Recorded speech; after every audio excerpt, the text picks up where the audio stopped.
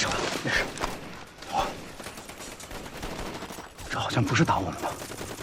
听枪声，像是检查站的方向。走，快去瞧瞧。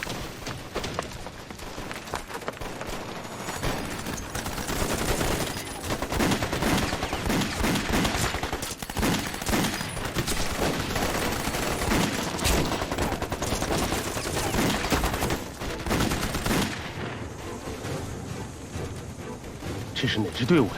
看不太出来。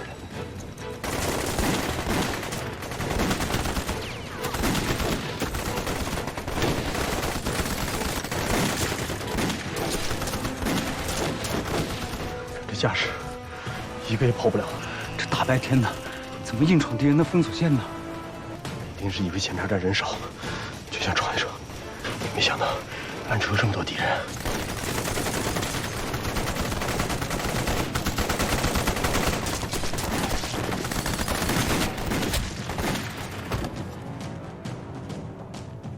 行李站长，这帮白裤子太狠了，我就不信这方圆10几里地没有一处漏洞了。走，走。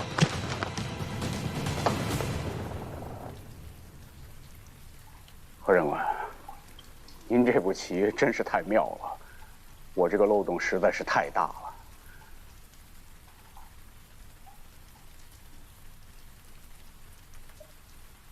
这片地形已经完全装在你脑子里了，你帮我再仔细看一看，我们的布防不会也有漏洞吧？师座，师座，撞网了，撞网了！刚才一支小股游击队企图突破我部哨卡，现已被我驻剿部队全部歼灭，13人无一漏网。查清楚是哪儿的队伍了吗？报告称，在尸体身上没有找到任何部队的番号。 那就应该是地方上自发的一些游击队，小鱼小虾而已。不管是小鱼还是小虾，就说明池塘已经枯竭了，这帮鱼是跑不了的。传令下去，打起精神，严密防范，不能让这股共军有一丝可乘之机，而且要把这个网织得密一点，活活困死他们。是。 我将师座命令传达到营以上军官。营不够，要传达到连一级。共产党把支部建立在连上，连队就成了他们最坚固的堡垒，战斗力能顶得上一个团一个营。要让国军的连以上的军官都知道他们在和谁对阵，切不可妄自尊大，掉以轻心啊！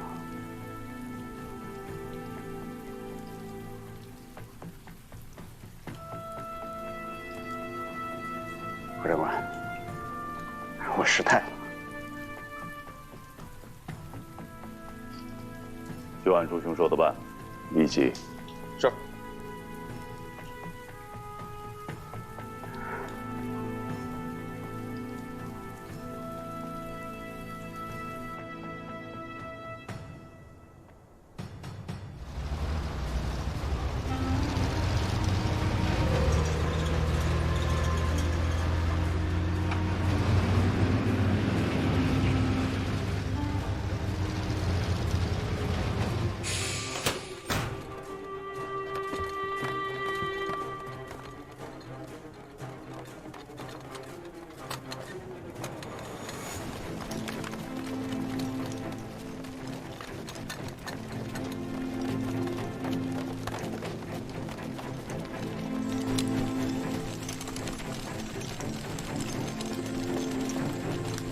我可以你了，快点！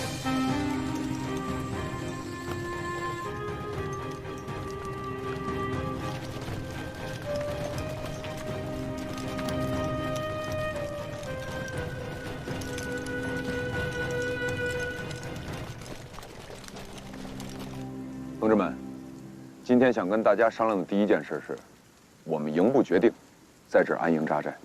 但是既然是安营扎寨，我们就得挡风遮雨。大伙儿有什么想法，提意见。报告，我被抓丁到民团前是个篾匠。你个篾匠，我会建山疗，只要给我竹子，我就可以在树上搭建山梁，雨天可避雨，热天可乘凉。那这件事儿就由丁满同志负责，明天就开始动工。是，搭不好关我禁闭。正好把你关两笼粮。去。现在跟大家商量第二件事。这是班长，你说吧，就说我们还有几天口粮？最多也就够4、5天了吧。4、5天，那这4、5天以后，让我们喝西北风啊！独立营又没个孙悟空，乔媳妇难为无米之炊，我也没办法啊。从形势上看，我们现在出山购粮遇到了很大的困难，所以营部有一个想法，看看能不能把每天3顿饭改为每天2顿饭。我们想听听大家的想法。人是铁，饭是钢，一顿不吃饿得慌。我看你这话说的，跟地主似的，谁没挨过饿呀？我也挨过呀，要不然参加什么红军呢？我跟泥鳅，我俩打小就讨饭的，少一顿没问题。教导员，4、5天的口粮，每天省下1顿，也就撑个7、8天。7、8天之后怎么办呀？说实话，我们也没想到该怎么办。但是我只相信一点，办法总比困难多，一定会有办法。对，有福同享，有难同当。我没意见。我同意。同意。我也同意。我也同意。同意。报告。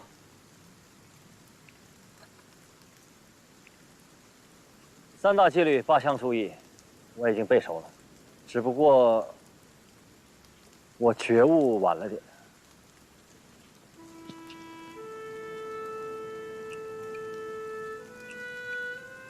这个是我打南阳坝的时候捡的，也算是个战利品。后来我想打完胜仗以后，拿这个换个媳妇儿。不过我想明白了，这样是不对的。现在我上交营部。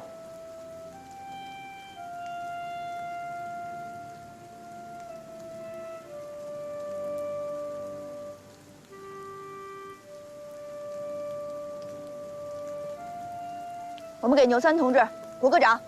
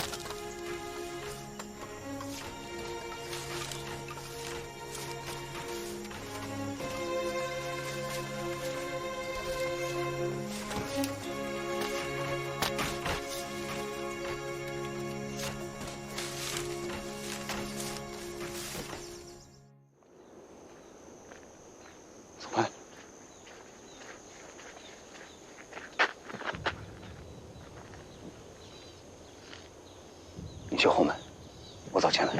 好，小心点。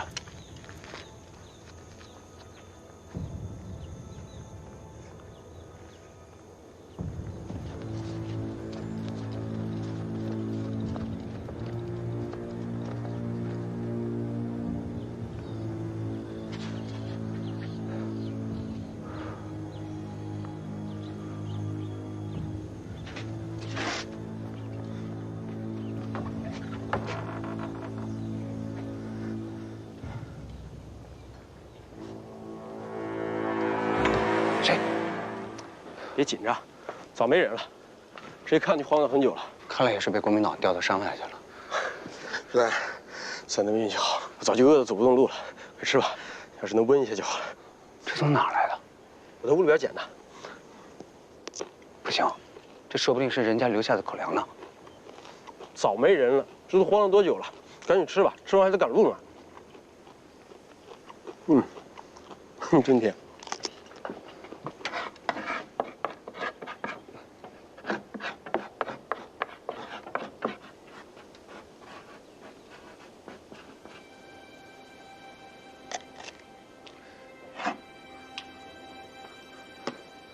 就是这个地方，日后一定要来还，不然就坏了我吕小阁和独立营的名声了。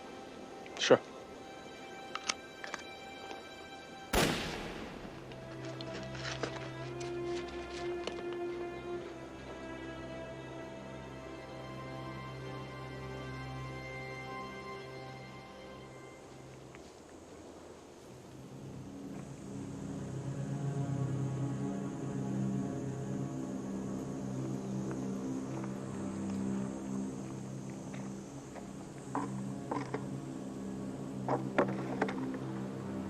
这粪桶里面有隔层。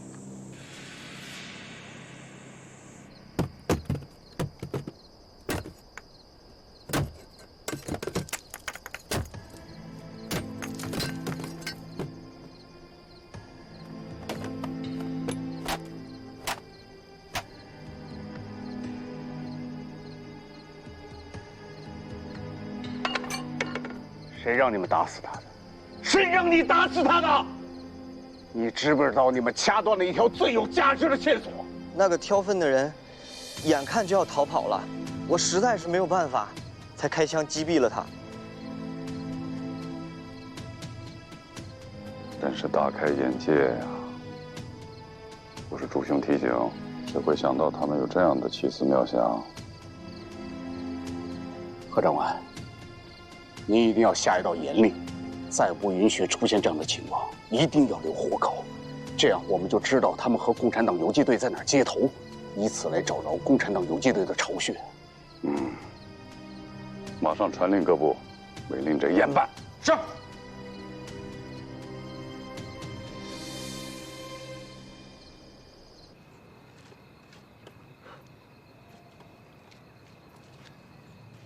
石导员，时间差不多了，咱们是不是该行动了？再等等，拂晓之前是人最乏的时候，到那时候咱们再行动。行，那再眯会儿吧。你不眯会儿？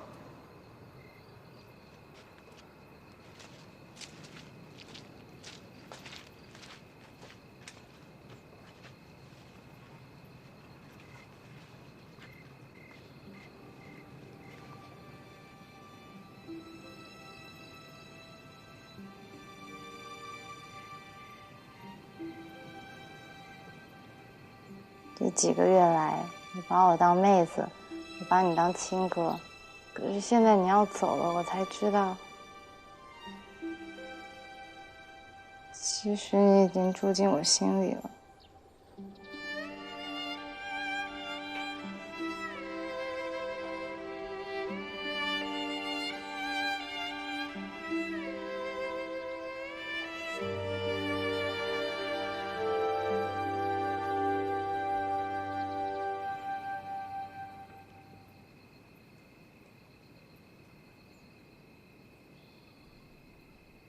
山歌唱来，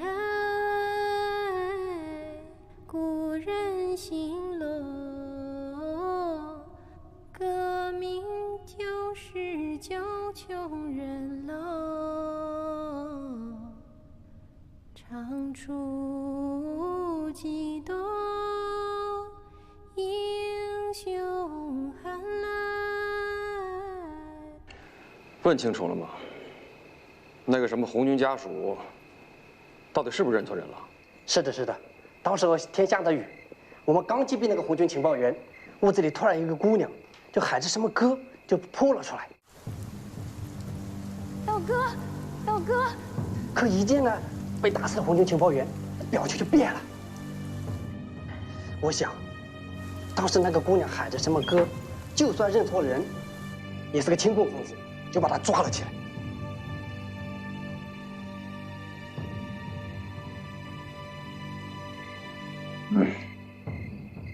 那这样，把那个人交给后台民团，那个后田民团的头目叫冯秃子，对，把他交给冯秃子，明天把他带到大街上，公开声明和共产党没有丝毫瓜葛，然后就把这个人给放。是。哎，直接送到民团那儿吧。好，我马上去吩咐。朱兄，你是怎么想的这招的？共产党无孔不入，我们也不能放过一丝一毫的机会。这个姑娘明显是认错了人才暴露的，那就证明有她等待的人。把她放出去当诱饵，引出那个等待的人，十有八九是共产党的情报员。我现在还真就信了师祖那句话了。朱兄，朱三木，你真顶得上一个师。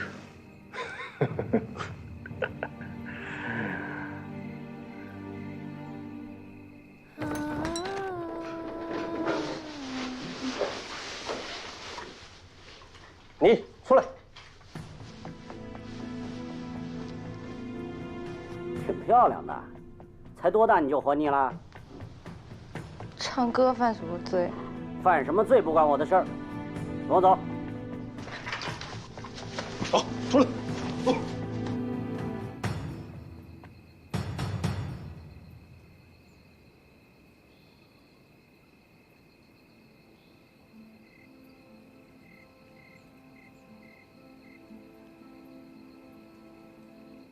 小彩，小彩，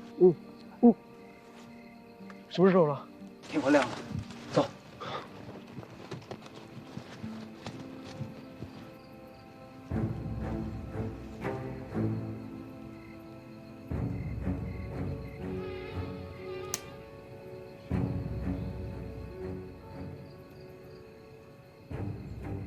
小心点啊！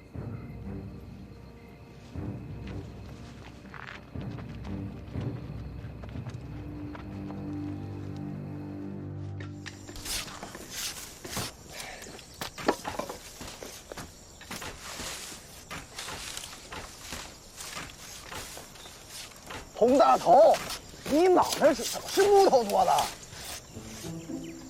我说多少遍了，这个必须要刻出来凹口，明白了吗？这样他才不会散架。做不好啊，返工重来。丁师傅要求很严格嘛？不严，那不严，晚上站岗放哨，那掉下来不还都得赖我呀？我跟你们说啊，这也是一门手艺，以后不打仗了，还可以养家糊口呢。还有，在这件事情上，大家必须得按照丁师傅的要求去做，要是不做好的话，小心关你们禁闭啊！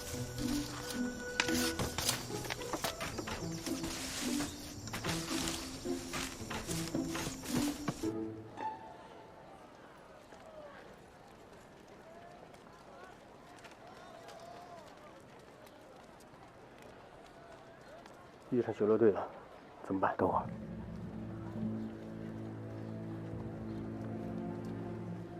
跟我走。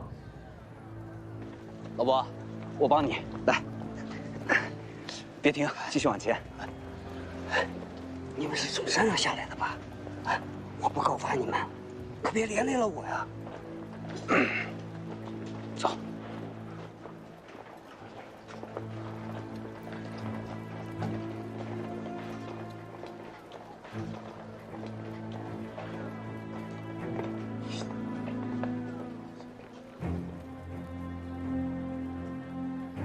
老伯，我们的确是从山上下来的，我们想打听一下。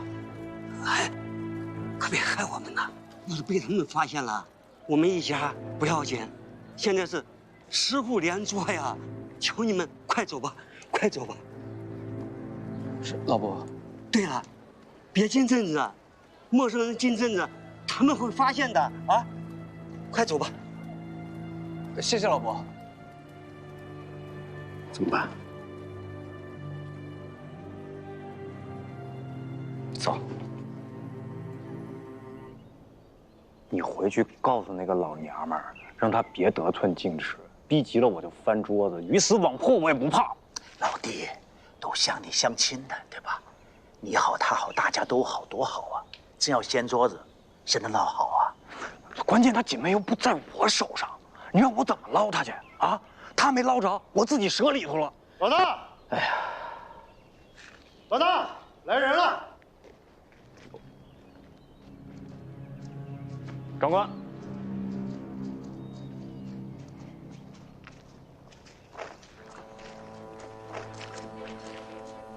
上峰指示，让我把这名嫌犯交给你。念他年轻，你要严加训斥。只要他公开做出和红军游击队划清界限的声明，就放了他。黄队长，签个名吧。好。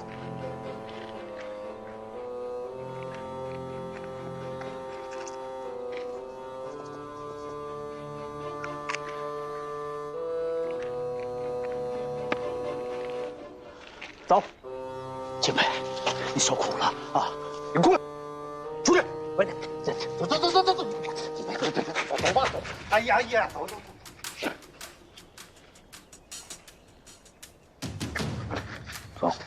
跟我来。走！走！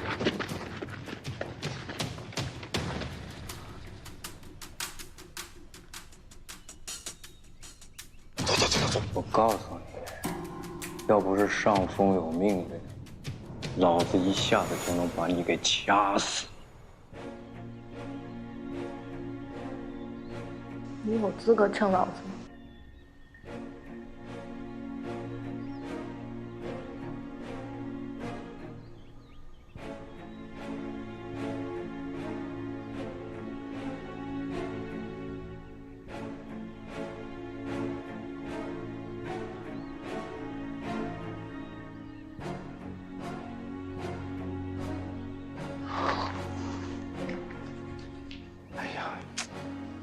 这么好看的姑娘，怎么下得去手呢？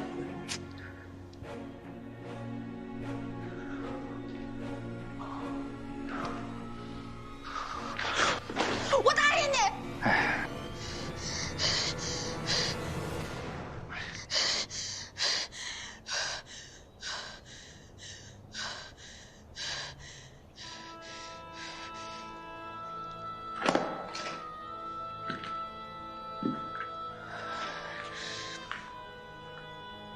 我愿意当着父老乡亲的面公开声明，我还能用我的声明，用歌唱给他们听。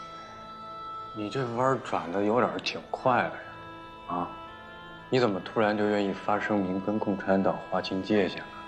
那我是该还是不该啊？你当然应该了呀。你要是不发这个声明，你能不能活过今天晚上都不一定。所以我不能不低头呀。我才16岁，我还想活到60岁、70岁、80岁、100岁。别给我扯这些，好好想想，你的声明该怎么说。我不会说，只会唱。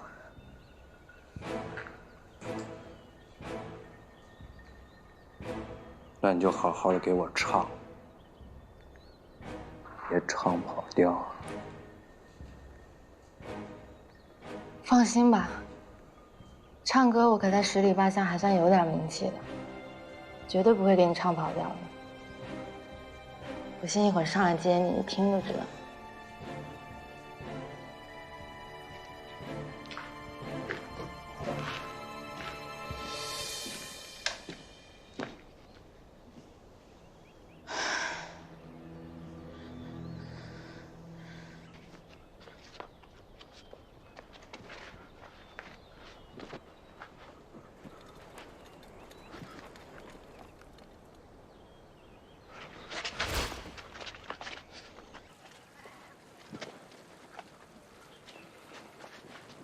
坏了，巡逻队来了。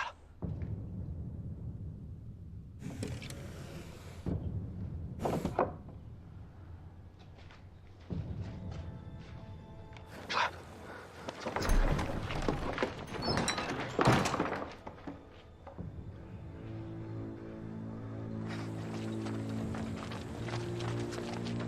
白骨头要走了。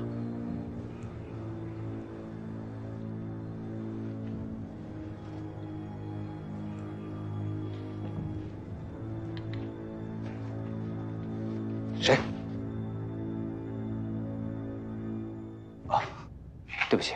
大姐，我们不是故意进来的。我知道。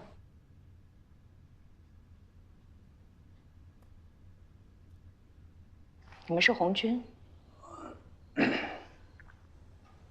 我男人也是。原来是红军嫂子。小才，大姐，您家大哥呢？你们是山上下来的。你们知不知道，红五军团34师3团2营？他是教导员。那大哥是随主力军转移了吧？他已经牺牲了，撤离苏区的时候牺牲了。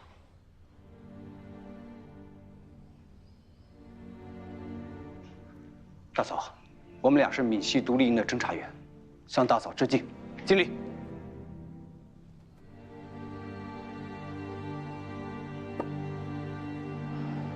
谢谢。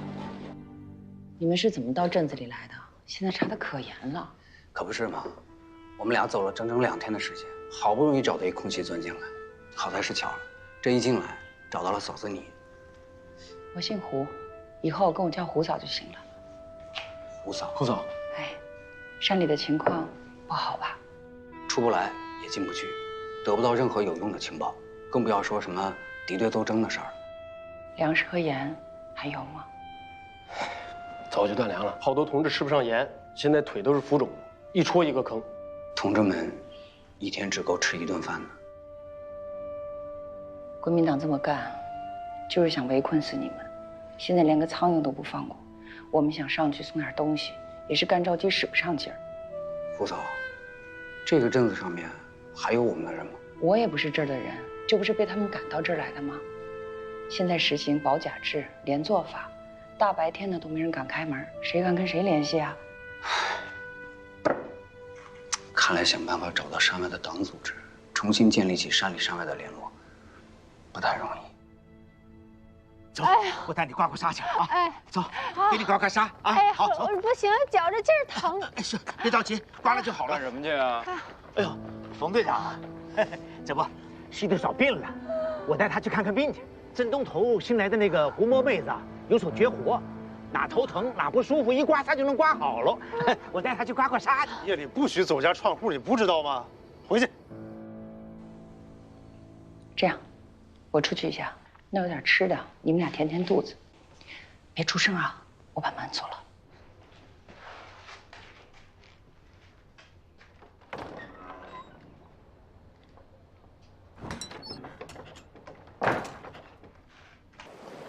哎，胡嫂，干什么去？挖野菜啊，要不吃什么？挖个野菜那么横？附近有个挖野菜地方吗？有吧？走。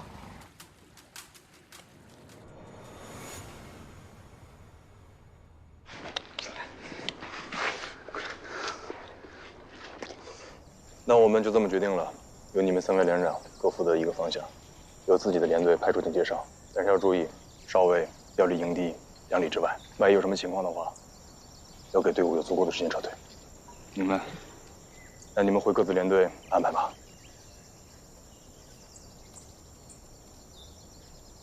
哎，陆华一定嘱咐大家注意脚下。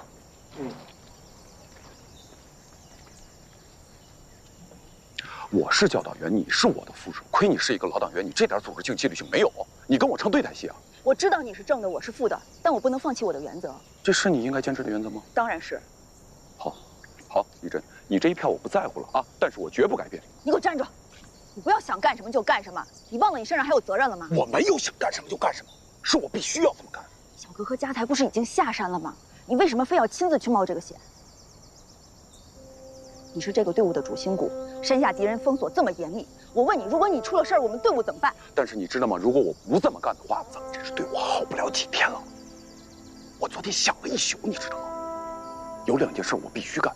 第一，和山外党组织取得联系，这样我们才能知道群众急之所急，反过来党组织才能知道我们的虚之所需。第2件事，必须把这个朱三木除掉。阿成，我知道这2件任务非常迫切，但你真的没必要亲自去冒这个险。丽珍，你怎么就不明白呢？现在山外群众在白色恐怖的笼罩之下，他们不会随便相信别人。全营最适合办这项任务的只有2个人，一个是我，一个是你哥哥。那就让我去。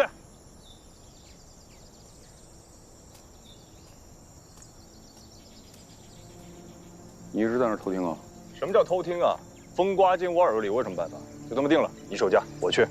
添什么乱？什么叫添乱呀？怎么？你是怕万一我被抓住叛变是吗？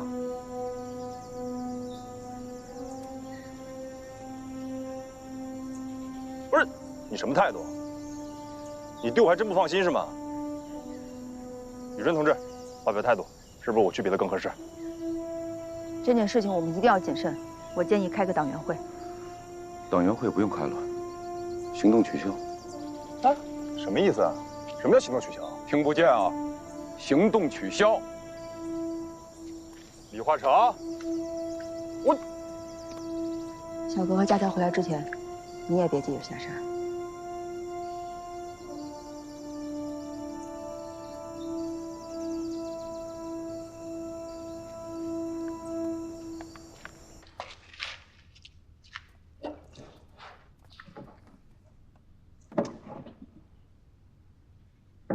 指导员，看来这场你们过得比山上好不到哪儿去。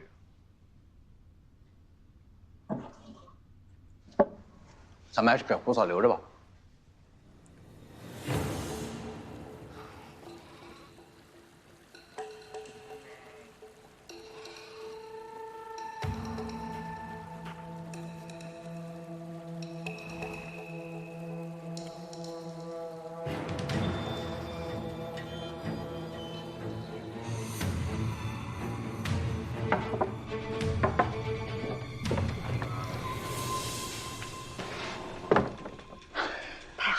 没有人跟踪你吧？没有。来，自从你来了以后，我一直想跟你接头，可是他们看得太紧了，就是没有机会。是，嫂子，我今天来是跟你汇报情况的。山里来人了，在我那儿。山里来人了？他们怎么找到你的？他们差点被抓住，是躲到我那儿去的。他们俩说是闽西独立营的侦察员。太好了，看来闽西独立营又打回来了。可是他们俩说山里的情况很严峻，粮食和盐现在都没了。对，原来呢，我们有一套办法为山里送粮、送盐、送情报，但是这套办法早就被敌人识破了。现在我们必须建立新的渠道和新的办法跟山里建立联系。那新办法是什么呀？我呢已经联络了几个群众骨干，如果有需要的时候，我们就一户传一户。好，我们有个联络员特别好认，大家都叫他驼背。驼背，他是组织里的人。我看他总跟民团混在一起，还以为他是个敌人。没办法，为了骗过当局的眼睛，有时候我们不得不演戏。对。还有嫂子，那2个人说他们想跟镇子里的党组织进行联系。都到晒谷场集合，开会了啊！都到晒谷场集合，开会了啊！都到镇西晒谷场集合！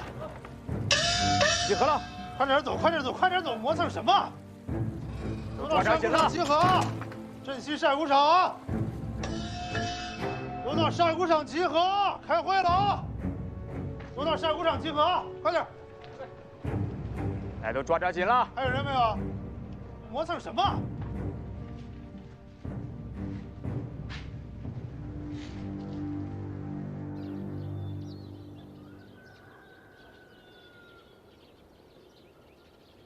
嫂子，那2人要是被发现了怎么办？没事儿，不是锁在屋子里吗？如果那2个同志是自己人的话，锁在屋子里是最安全的。如果不是自己人，他们敲门也会走的。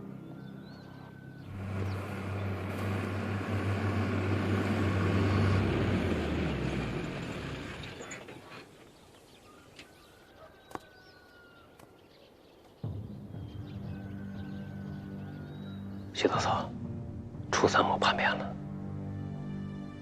楚参谋的叛变给我们造成了70个同志遇害，而且他的危害还在持续。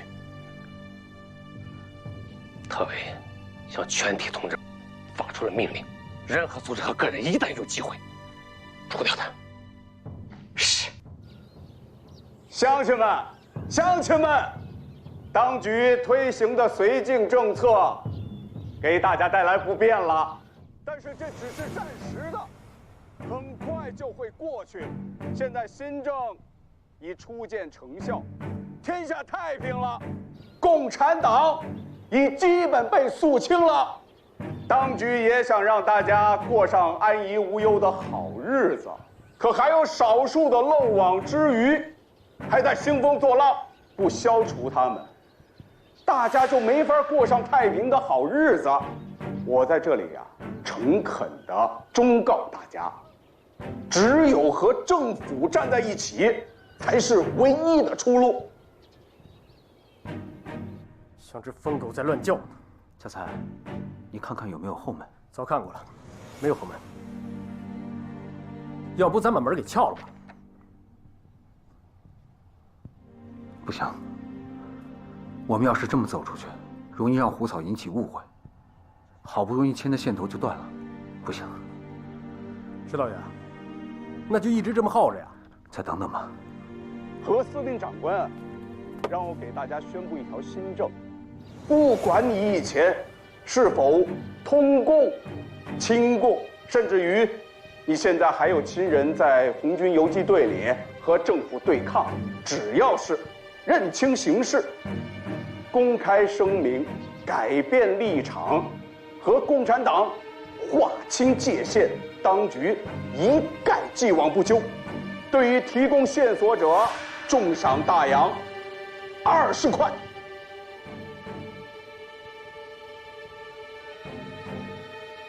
今天啊，就有一个年轻的亲共分子，要给大家做一个榜样。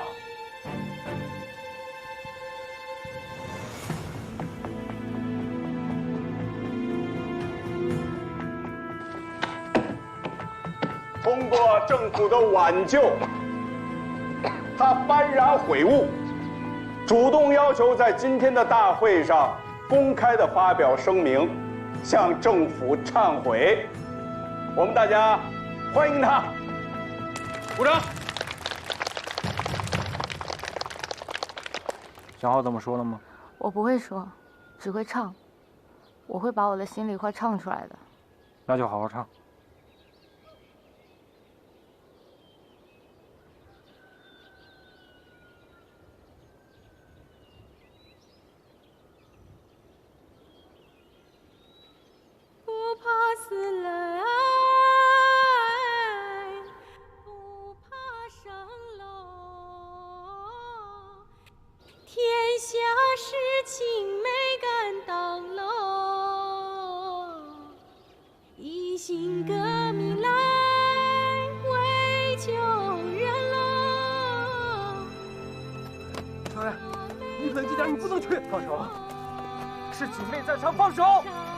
你冷静点，那边不一定是他。放开，指导员！是他，我能听出来是他。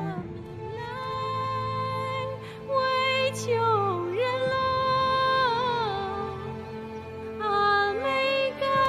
唱什么呢？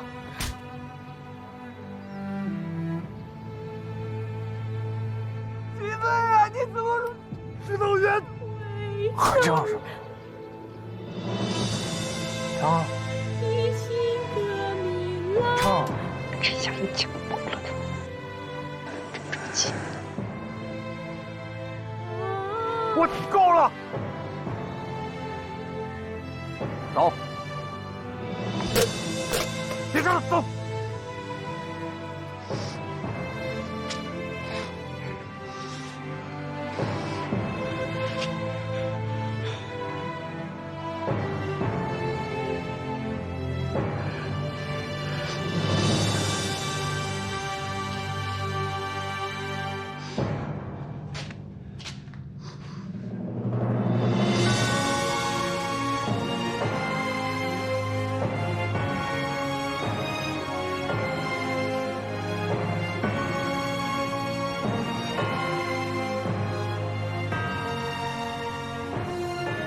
刘小哥，你给我站起来！现在还不是你难受的时候，几妹被敌人拉去游街，都没像你这么娘们儿。指导员，指导员。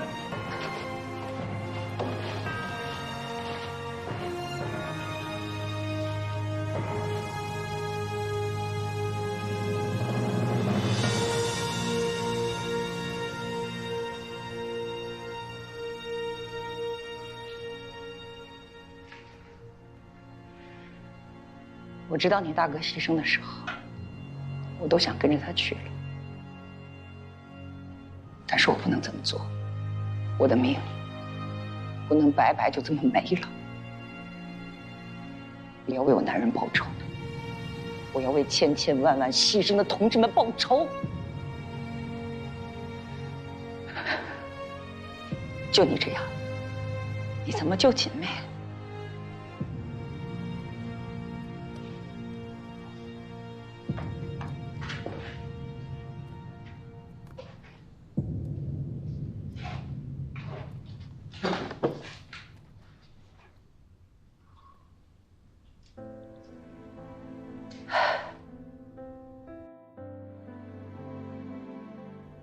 我跟西斗嫂联系上了，她联系了十几户人家，但是山外面也没有粮食，你们赶紧回去汇报消息，再想办法救锦梅。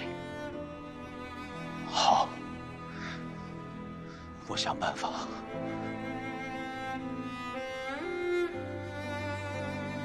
说来也是巧了，这位胡嫂刚好和西斗大姐取得联络。